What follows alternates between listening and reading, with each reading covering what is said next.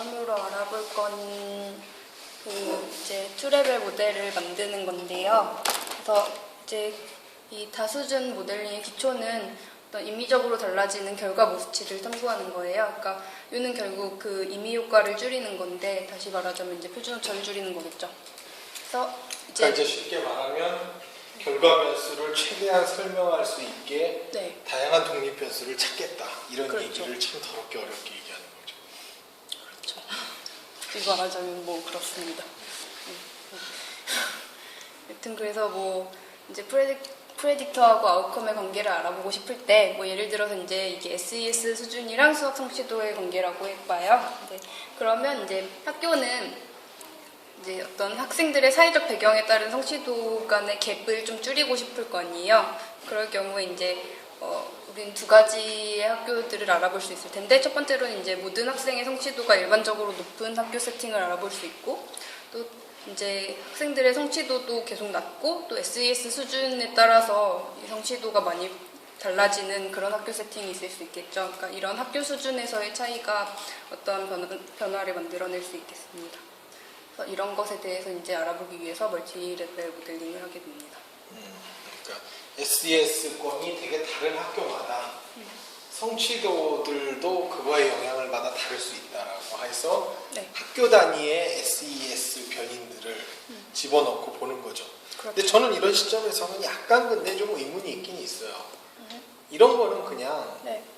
개개인 학생 가정의 SES라는 변인을 그냥 리니어 모델로 넣어서도 얼마든지 볼 수 있잖아요. 근데 굳이 이걸 학교 단위 SES라는 걸로 봐야 될 필요가 뭐야 도대체? 왜냐면 학교 단위 SES도 있겠지만 학교가 공립학교인지 사립학교인지에 따라서도 또 달라질 수가 있고, 또 이제 뭐 학교에서 교사의 질에 따라 달라질 수 있고, 뭐 예를 들면 뭐 네, 뭐 그렇긴 한데 학교 단위의 SES를 지금 투레벨에서 볼 거 아니에요. 결국 이런 식의 설계라면.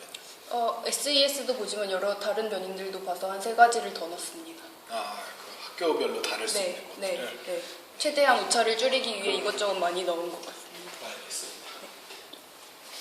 이제 그래서 그렇게 하면 이제 리서치 퀘스천은 일단 학생들의 수학 성취도가 학교에 따라서 다양한가를 볼 수 있겠죠. 그러면 이제 먼저 그냥 단순하게 학생들의 수학 성취도가 학교에 따라서 다양할까를 일단 볼 수 있을 거고, 또 이제 좀 더 복잡하게 SES와 수학 성적 간 관계에 관해서도 또 탐구를 해보자면 개인 수준의 SES와 학교 수준의 학생 평균 SES가 수학 성취도에 영향을 줄까? 이런 가설을 내놓을 수도 있고, 또 이제 학교의 맥락적 요소들 있잖아요. 뭐 예를 들면 아까 말씀드렸던 어떤 교사의 질 이런 거, 그런 뭐 학교 환경 같은 게 개별 SES 수준과 수학 성취도 간의 관계를 조절하는가에 대해서도 볼 수가 있죠. 그러니까 일종의 상호작용 같은 것들도 네. 볼 수 있다.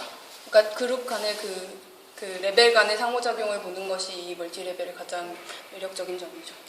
네.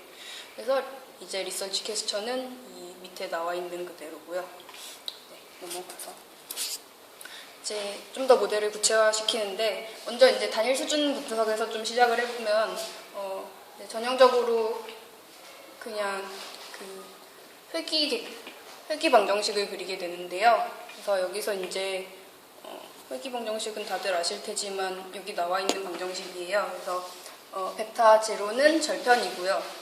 y 절편이겠죠. 그리고 베타 1은 이제 기울기의 모수치입니다. 네. 그리고 이제 저 입실론은 예언된 결과에 대한 오차죠. 네. 네. SES는 SES고요. 네, SES는 SES죠. 그래서 이제 이렇게 하면 이제 이 단순회기에서는 이 절편과 기울기 추정치가 각각 어떤 고정 효과를 보이게 되는데요. 그러니까 뭐 SES나 아니면 뭐 예를 들면은 지금은 SES겠네요. 이런 식으로 이제 이 단순회기에서는 항상 그 절편과 기울기가 고정치를 가지고 있습니다. 근데 실제 세상에서는 그렇지 않기 때문에 이제 그거에 대해서 좀 더 탐구해 보는 거죠.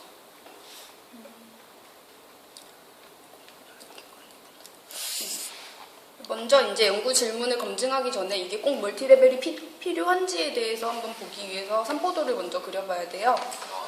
네. 그래서 이제 그리고 그 다음에 흔히 하죠. 여기에서 베스트 피팅 라인을 결정하는 것입니다.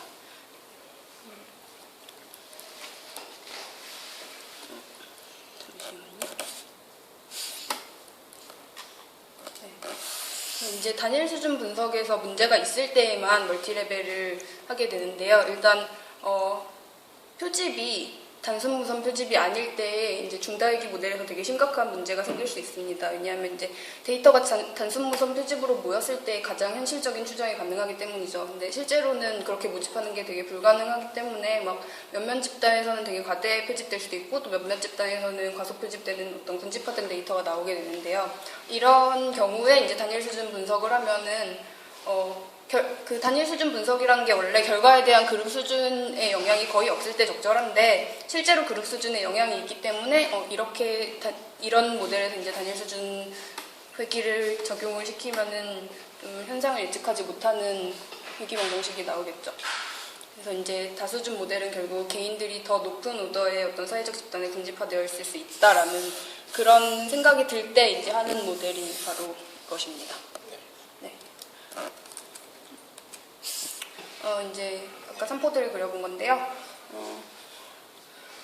이제 학교에 따라 일반적으로 이런 경우라면 그냥 제네럴 리니어 모델을 많이 쓰고 싶은 마음이 들겠어요. 그렇죠. 근데 이게 이제 6개 학교에서 만든 거래요. 그래서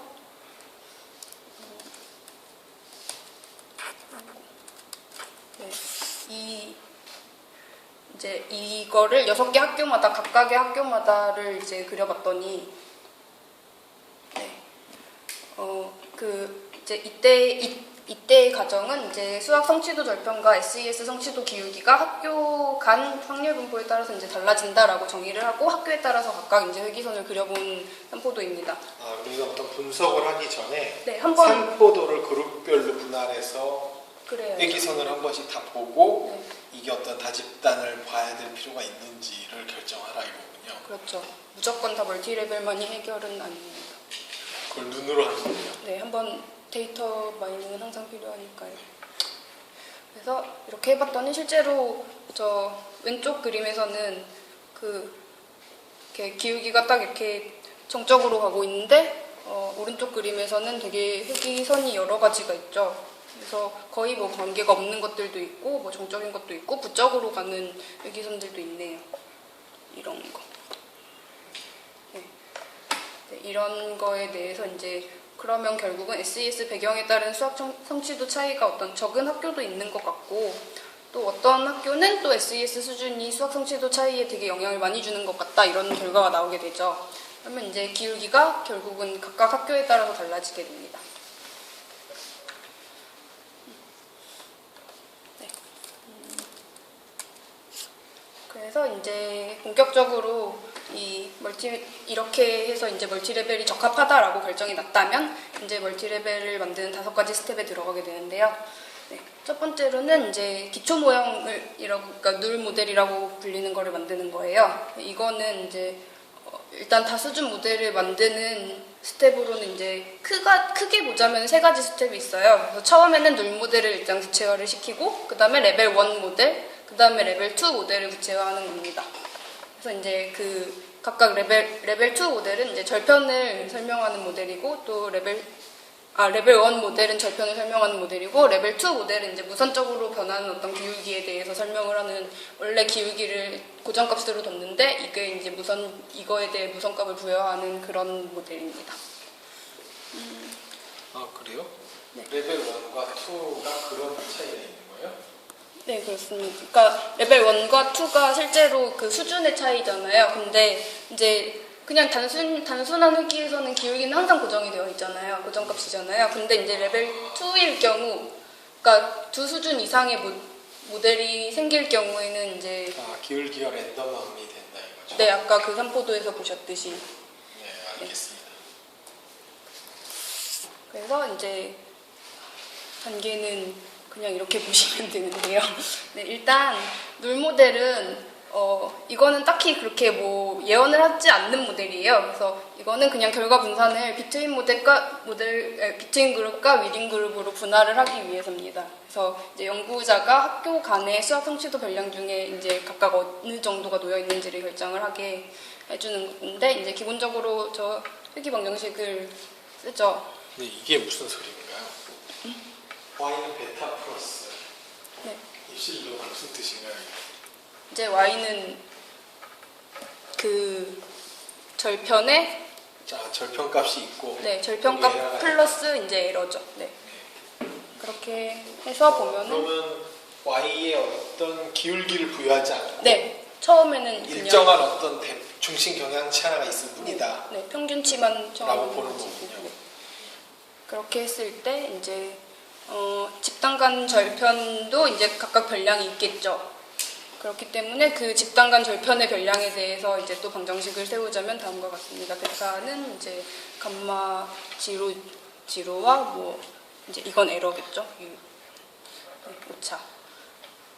그래서 이거를 이제 다시 저 아까의 방정식에다가 대입을 시키면 맨 마지막 방정식처럼 나오게 됩니다. 그럼 이거는 이제 모든 학교의 평균적인 성취도에 대한 추정을 제공을 하고요. 그래서 이제 저 수준 1과 수준 2의 변량을 분할을 해주는 역할을 합니다. 이 노유 모델은.